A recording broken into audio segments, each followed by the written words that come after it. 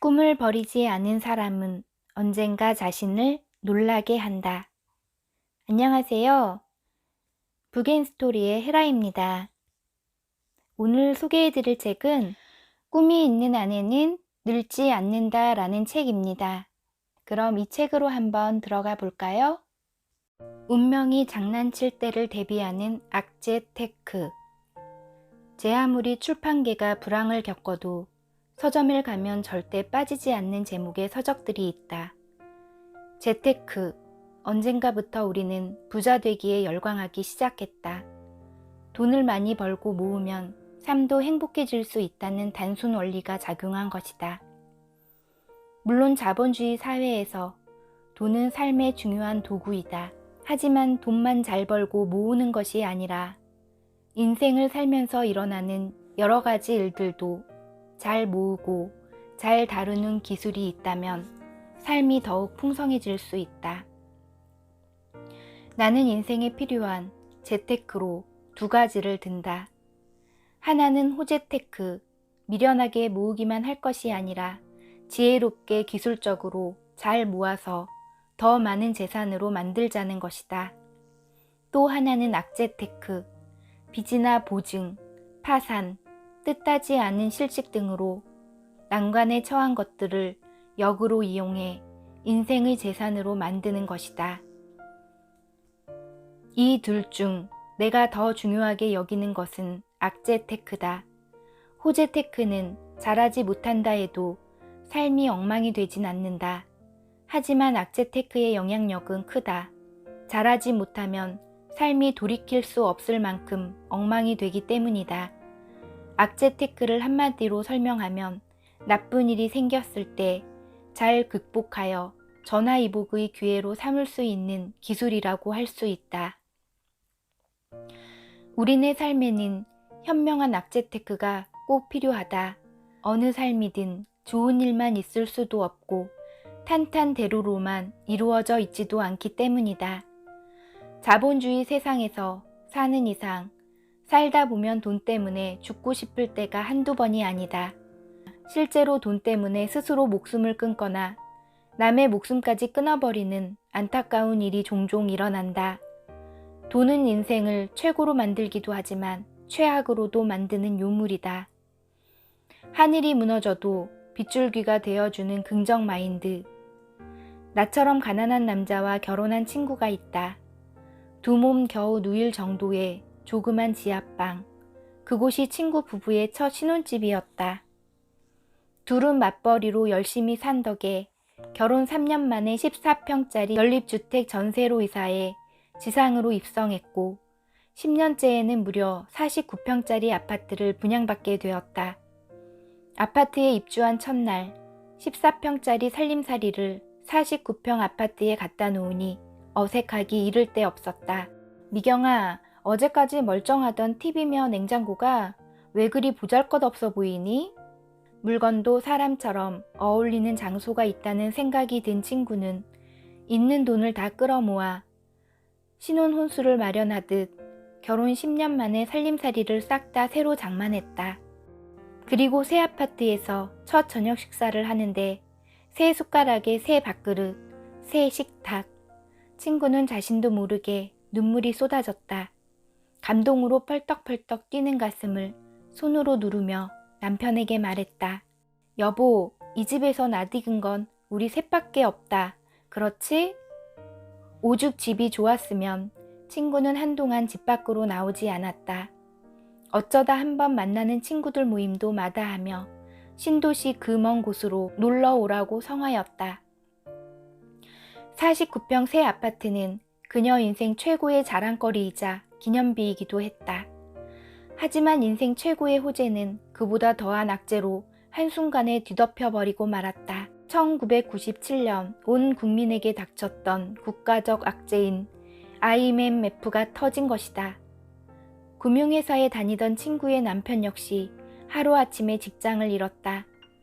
회사 노조에서는 다같이 힘을 모아야 한다며 부부 동반으로 시위에 참여하라는 통보를 해왔다. 고심하던 친구는 결단을 내렸다. 여보, 우리 여기서 새 출발하자. 상황을 보아하니 시위를 한다고 해결될 문제가 아니야. 이걸 터닝 포인트로 삼자. 당신 그동안 고생 많았어. 10년 일했으니 1년 정도 쉬어도 돼.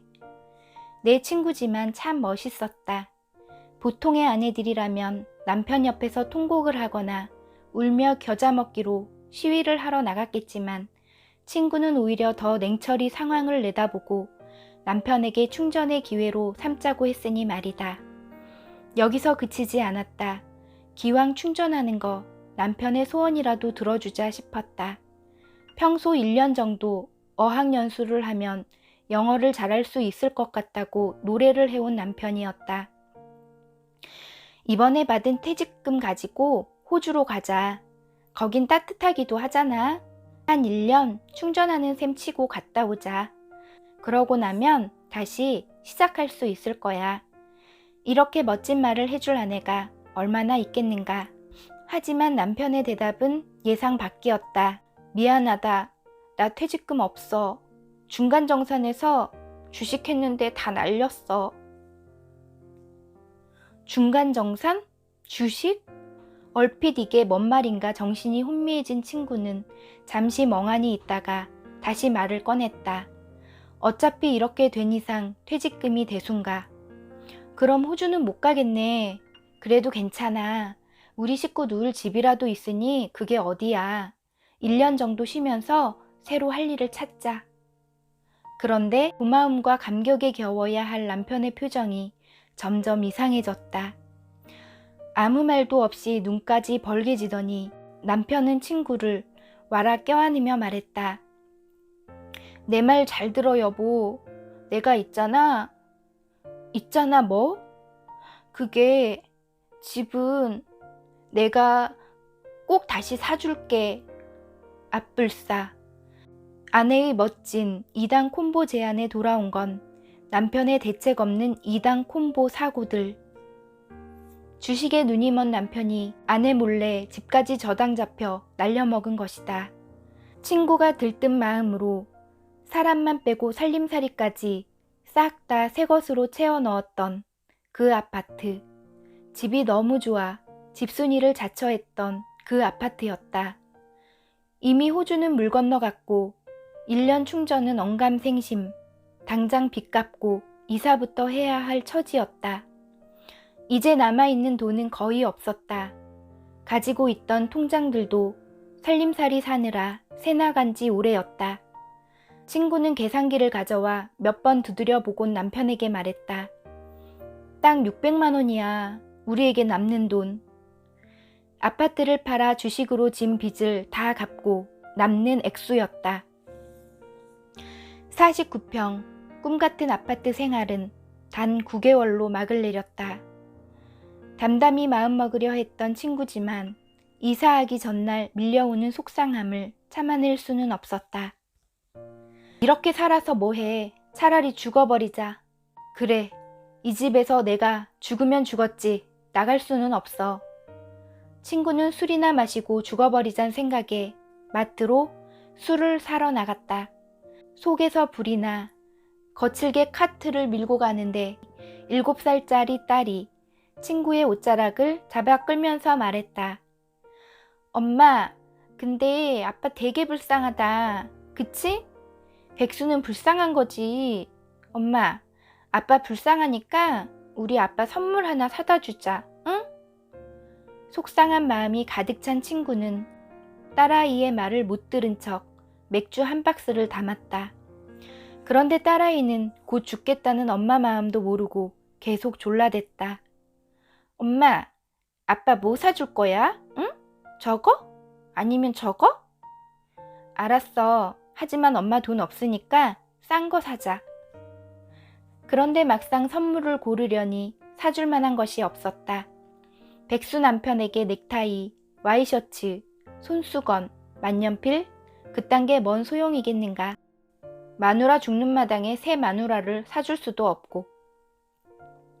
하지만 딸아이의 기대를 저버릴 수도 없어 이것저것 고르다 백수 2종 세트라고 되어 있는 운동복과 슬리퍼 세트를 샀다. 그래도 선물이라고 딸아이와 같이 리본까지 예쁘게 묶었다.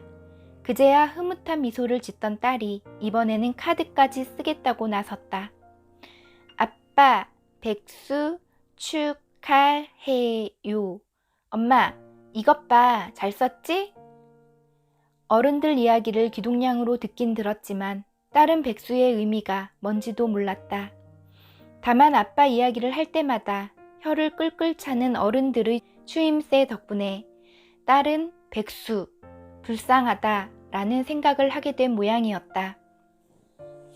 하지만 남들이 아빠를 불쌍하다 생각해도 평소 얼굴 보기 힘들었던 아빠가 매일 집에 있는 것이 아이 시각에서는 축하할 일이었는지 아빠의 백수를 축하하는 효도 카드를 썼다. 그런 딸을 보며 친구는 자기도 편지를 써야겠다고 마음먹었다. 어차피 축하할 마음도 위로할 마음도 없긴 했지만 막상 편지지를 앞에 두고 보니 차마 표현하지 못했던 원망들이 본물처럼 쏟아져 나왔다. 어떻게 나한테 이럴 수 있어? 퇴직금이며 집까지. 왜 날 속여? 그러고도 당신이 사람이야? 하지만 끝내 글로 옮기지는 않았다. 굳이 원망들을 편지로 쓸 생각은 없었다. 그렇게 고심 또 고심해서 고쳐 쓴 친구의 편지는 본래 그녀 성격답게 씩씩한 내용들로 채워졌다. 여보, 참 신기한 거 알아? 옛날에 우리 결혼할 때 들고 시작했던 돈이 600만 원이었잖아. 그런데 이제 우리한테 남은 돈도 또 600만 원이네? 10년 전엔 그 돈이 참 크게 여겨졌는데 그 돈으로 뭐든지 다 할 수 있을 것 같았는데 왜 지금은 휴지 조각처럼 느껴질까? 그동안 돈은 그 숫자 그대로 안 변했는데 우리 둘만 너무 못되게 변했어. 여보, 기왕에 이렇게 된 거 다시 옛날처럼 기운내서 다 같이 노력해 잘 살자. 어차피 시작이랑 같으니 줄어든 건 없잖아? 쭉쭉 써내려가다 보니 어느새 19장을 채우게 됐다. 편지를 접어 봉투에 넣으니 돈봉투 마냥 빵빵해졌다. 집으로 돌아온 친구는 남편에게 백수 2종 세트와 딸아이의 카드 그리고 자신의 편지가 든 빵빵한 편지 봉투를 내밀었다. 이게 뭔데? 보면 몰라? 편지잖아. 읽어봐. 남편은 처음에는 손을 덜덜 떨면서 받지도 못했다. 몇 차례 더 재촉을 받고서야 남편은 편지를 들고 베란다로 나갔다. 남편이 편지를 읽는 동안 친구는 이삿짐을 싸기 시작했다. 한참 짐을 싸다가 시계를 보고는 깜짝 놀랐다. 짐을 싸기 시작한 게 저녁 7시였는데 어느새 새벽 1시가 다 되어가고 있었다. 온갖 상념 속에서 짐을 싸다 보니 시간은 가는 줄 몰랐던 것이다. 그런데 이런 편지를 읽었을 남편이 보이지 않았다. 순간 친구는 깜짝 놀랐다.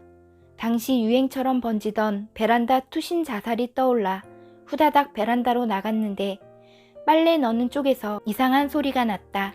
불을 켜고 가보니 남편이 머리를 두 손으로 감싼 채 꺽꺽거리며 울고 있었다. 그 19장의 편지에 미안함과 자책감, 고마움이 한꺼번에 밀려왔던 것이다. 친구는 아무 말 없이 다가가 남편을 꼭 껴안았다. 그리고 둘이 부둥켜 안은 채 한참을 울고 또 울었다. 살면서 그날처럼 마음 아픈 날은 없었어. 요즘도 친구는 20여 년 전 그날을 떠올리며 눈가가 촉촉해지곤 한다. 만약 우리의 수명이 5년 정도라면 악재 테크는 필요 없다. 하지만 요즘 같은 100세 시대에는 살면서 어떤 악재에 부딪힐지 모른다. 마치 쥐레밭처럼 불의의 사고나 예측 못한 불행들이 인생 어디에 숨어 있을지 모른다. 지금 당장 여유롭다고 해서 앞으로의 인생에 돈으로 어려운 상황이 절대 오지 않을 거라고 장담할 수도 없다. 친구 역시 마찬가지였다. 고생 끝에 넓은 집에 살게 된 후 남은 것은 풍요롭고 행복하게 사는 것뿐이라 생각했을 때 그런 일을 당한 것이다. 욕구와 시간을 지배하면 승자가 될 수 있다. 눈물의 이사 후 친구네 가족은 약 11평짜리 반지하 새방에서 다시 시작했다. 결혼 후 10년 동안 가족은 늘었는데 10년 전 신혼방보다 더 초라한 곳에 살게 된 것이다. 이사를 하고 한 달이 지났을까 연락이 없던 친구에게서 전화가 걸려왔다. 미경아, 있잖아. 난 이제 다 잃은 줄 알았는데 가진 게 2가지나 있더라. 그래? 그게 뭔데? 돈을 벌어야겠다는 욕구랑 시간. 역시 그녀답다고 생각했다. 11평 반지하 방에서 한숨과 눈물만 지을 그녀가 아니었다. 자본주의 사회에서 최고의 자산은 기본 재산도 재테크 능력도 아닌 돈을 벌고자 하는 마음과 시간, 이 2가지다. 하지만 사람들은 이 2가지를 잘 합치지 못한다. 돈을 벌겠다는 마음은 있어도 핑계가 여러 가지 붙곤 한다. 내가 남한테 아쉬운 소리 해본 사람이 아니라서. 내가 그런다고 벌면 얼마나 벌겠어. 가만히 있는 게 돈 버는 거지. 내가 살림만 해봤지 돈 버는 재주는 없어서.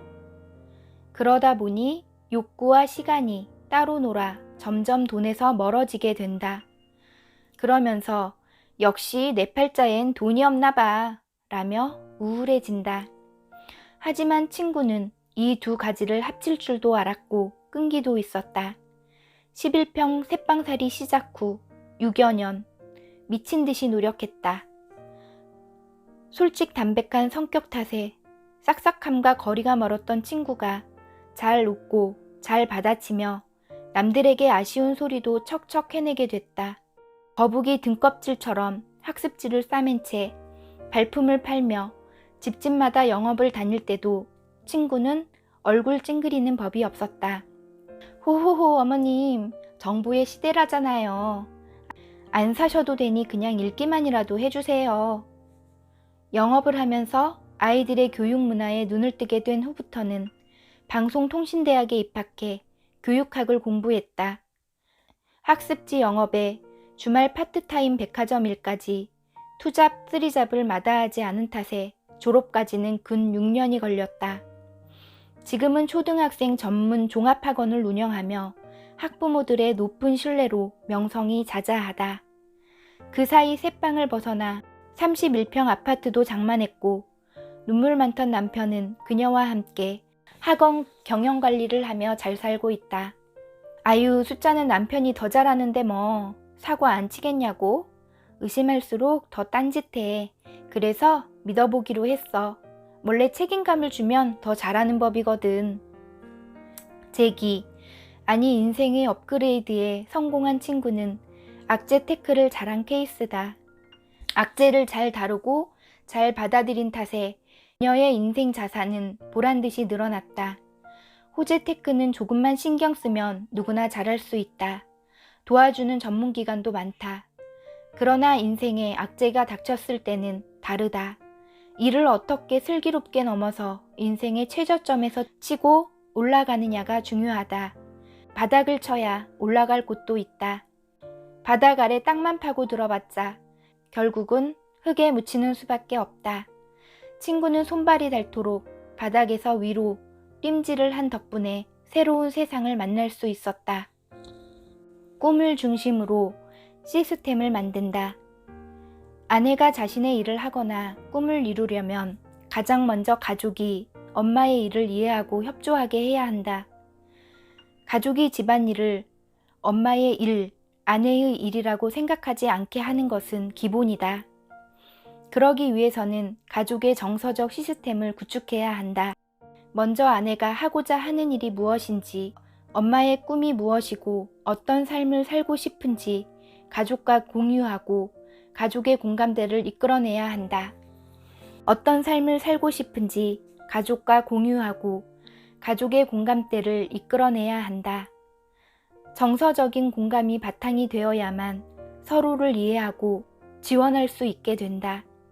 정서적 공감대가 형성되었다면 다음은 가족의 역할을 나누어서 엄마 한 사람에게 가중된 가정 내의 책임과 의무를 나눠야 한다. 세상의 일과 가정 모두를 완벽히 책임지는 슈퍼우먼은 드물다. 슈퍼우먼 자체가 당연한 것도 아니다. 한순간 엄마가 아프거나 부재하는 일이 발생한다고 치자 평소에 무게중심이 엄마에게 집중되어 있었다면 가정의 균형은 금세 깨어지기 마련이다. 분산된 역할을 통해 가족은 오히려 균형 있고 안정된 형태를 유지할 수 있다. 마지막으로 이렇게 살아가는 생활 시스템이 다른 가정에 비해서 문제가 있는 것이 절대 아니라는 것을 분명히 말해야 한다. 모든 사람이 제각기 성격도 생김새도 다르듯 가족도 마찬가지다. 가족에 어울리는 시스템은 다양하다. 그 시스템이 가족의 생활 형태와 구성원들에게 걸맞는 것이라면 그것이 바로 그 가족에게는 최적화된 시스템인 것이다. 소설가 고 박안서 선생님은 전업주부로 살다 40이 넘어서야 등단한 늦가기 소설가였다. 가족들 몰래 소설가의 꿈을 키우던 그녀는 아이들에게는 일기를 쓴다고 둘러대며 안방의 작은 소반에서 글을 썼다고 한다. 지금도 그녀의 자녀들은 엄마가 항상 책을 읽고 글을 쓰던 모습을 사진처럼 생생히 떠올린다. 자녀들은 따로 가르친 것이 아니라 엄마가 보여준 일상과 생활, 그리고 꿈을 만들어 나가는 과정을 직접 보고 느끼면서 자연스럽게 삶의 방식을 배우게 된다. 박안서 선생님 역시 평범한 엄마였지만 자신의 꿈을 만들어 나가는 과정을 통해 자녀들에게 역할 모델이 되었다. 가족의 행복은 누군가 한 사람의 희생으로 만들어지는 것이 아니라 서로 돕고 책임과 의무를 나눔으로써 이루어질 수 있다는 것을 알아야 한다. 당신의 꿈을 성장시켜라. 만약 내가 직장을 그만두고 전업맘으로 살았다면, 피아노 학원 원장으로 머물렀다면 나는 이 질문들을 들을 이유도 이렇게 답할 생각도 못했을 것이다. 내가 도전하고 경험한 것들이 내게 나라는 사람을 이 한정된 인생에서 제대로 써먹는 방법을 알려준 것이다. 이는 전업맘으로 살거나 학원 원장으로 일하는 것이 지금 하는 일보다 가치가 없다는 뜻이 아니다. 하루하루 내 마음이 향하는 것을 위해 노력을 멈추지 않았기 때문에 더욱 행복할 수 있다고 말하는 것이다. 그리고 꿈이 무생물처럼 변하지 않는 게 아니라 끊임없이 진화해 나가는 것임을 확인했다고 말하는 것이다.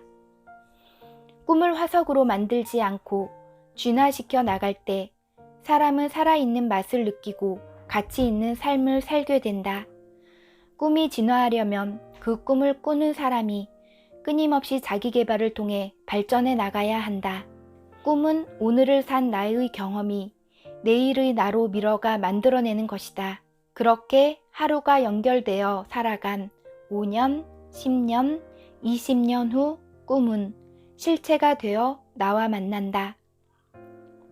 꿈이 다가온 것이 아니라 하루하루 열심히 산 에너지가 나를 꿈으로 밀어간 것이다. 꿈을 이뤄가는 사람과 이뤄가지 못하는 사람의 차이는 자신이 얼마나 순간에 집중했는지 여부다.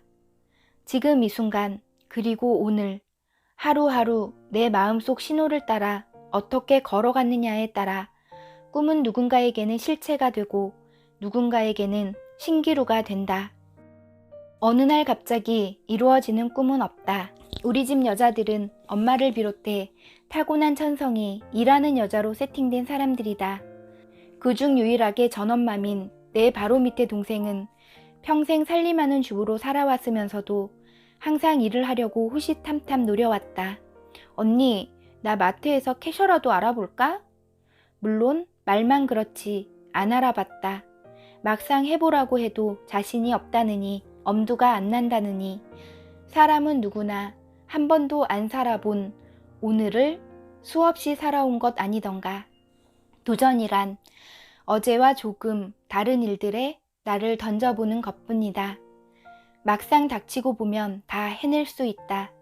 문제는 그런 기회를 스스로에게 주지 못하고 머뭇거리다 늙어간다는 것이다. 한 발짝도 내딛지 않으면 평생 안주한다. 사람이 태어나서 한 번도 안 해본 일을 해야 하는 순간은 늘 온다. 결혼하고 처음으로 끓인 내 작품은 미역국이다. 미역국을 선택한 것은 쉬워 보여서라는 단순한 이유였는데 내 딴에는 끓인다고 끓였는데 솔직히 너무 맛이 없어서 토할 뻔했다. 엄마가 끓일 땐 쉬워 보였는데 대체 뭐가 문제일까? 결국 엄마에게 전화를 걸었다. 엄마, 나 미역국 끓이는 방법 좀 알려줘. 그냥 고기랑 미역이랑 물 넣고 자작하게 끓이면 돼. 그렇게 했는데 안 된단 말이야. 그럼 우선 미역을 불려. 얼만큼? 그냥 먹을 만큼. 그리고 고기를 참기름 두르고 달달 볶아. 참기름은 얼만큼? 적당하게. 그리고 물 넣고 미역 넣고 끓여. 물은 얼만큼? 적당히 부어. 눈으로 보면 알지. 엄마에게 요리법을 물어볼 때마다 당황스러웠던 것은 적당히와 갖은 양념이었다. 대체 그게 뭔지 가늠이 안 돼. 역시 프로만 아는 거란 생각을 했다. 그렇게 한 번, 두 번, 세 번 끓이다 보니 지금은 미역국을 얼마나 잘 끓이는지 모른다. 그런데 중요한 것은 내가 끓인 미역국이 맛있는지도 모르면서 그냥 잘 끓인다고 생각한다는 것이다. 아마 대부분의 다른 엄마들도 그럴 것이다. 식탁에서 떠드는 아이들 혼내랴, 밥상에 앉지도 않는 남편 불러들이랴, 바쁜 와중에도 자기가 미역국 끓이는지도 모르고 엄청 맛있는 미역국을 끓여낸다. 무조건 하라. 그리고 훈련하라. 그럼 뭐든지 할 수 있다. 이 말이 조금 무식해 보이지만 실은 이것이 프로가 되는 첫 번째 방법이다. 이것을 일상에 놓을 것이냐, 일터에 놓을 것이냐, 자원봉사 쪽으로 놓을 것이냐 등 내가 원하는 분야가 어디냐에 따라 그 터전이 달라질 뿐이다. 평소 내가 꿈꿔오거나 하고 싶었던 일이라면 두려움을 감수하고 시도부터 하는 것이 순서다. 자전거를 처음 배울 때를 떠올려 보자. 넘어질 것 같은 불안감으로 첫 페달을 밟지 한 번도 안 넘어질 거란 자신감으로 딛는 사람은 없다. 모든 사람들이 불안감 속에서 출발한다. 그리고 막상 페달을 밟게 되면 이 두려움을 딛고 시도한 자신이 기특하게 여겨지기도 한다. 물론 넘어지기도 하겠지만 어느 순간 자전거가 싱싱 달릴 때의 성취감은 이루 말할 수가 없다. 꿈은 상상 속에서 이루는 것이 아니라 몸으로 이루어야 한다. 꿈은 실체가 분명한 산물이라서 내 몸의 움직임에 따라 가까이 오거나 멀어진다. 무의식적 자신감의 단계로 끌어올려라. 등산을 한번 생각해보자. 등산은 하면 할수록 정말 매력 있는 운동이라고들 한다. 쉬워 보이기도 하지만 쉽게 봤다가는 큰 코 다치는 게 등산이다. 나도 등산을 하다가 죽을 고비를 몇 번 넘겼는지 모른다. 등산을 처음 갈 때는 되게 흥분해서 새 신발에 울긋불긋한 촌스러운 등산복 입고 빨간색이나 초록색 스카프까지 메고 올라간다. 산을 오르기 시작해서 1시간까지는 아무 문제가 없다. 그러나 2시간가량 올라가면 슬슬 힘들어지기 시작하고 이때부터 한두 명씩 탈락자가 나오기 시작한다. 이때 2시간 만에 내려간 사람은 다시는 등산 같은 걸 할 수 없을 것이다. 3시간에 걸쳐 올라간 사람은 어떨까? 죽을 것 같아 잠시 바위에서 쉬다 보면 누가 본드로 엉덩이를 붙여놓은 것처럼 안 떨어진다. 그래도 계속 가는 수밖에 없다.